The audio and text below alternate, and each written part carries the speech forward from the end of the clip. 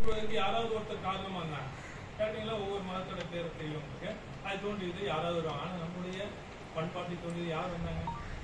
இல்லவே இல்லை, யாருமே இல்லை. ஏன் என்று கேட்டால் அவர் யாரு? நம்ம சிவபெருமான்.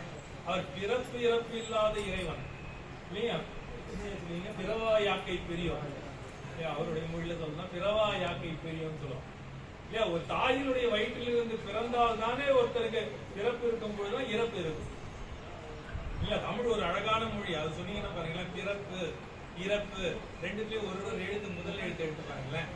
முதல் எழுத்து வந்து இப்பு கூட்டல் ஈன்னு இருக்கு, பிறப்பு இல்லைங்க, பிறப்பு.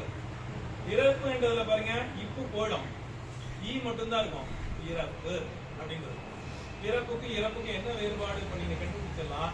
மெய்யும் உயிரும் சேர்ந்தால் அது பிறப்பு, மெய்யை விட்டு உயிர் நீங்கி விட்டால் அது இறப்பு. தமிழ் தெய்வ தமிழ் இல்லையா? தமிழ் எவ்வளவு அழகான தெய்வ தமிழாக இருக்கிறது அப்படின்னு ஐயா தினமும் அந்த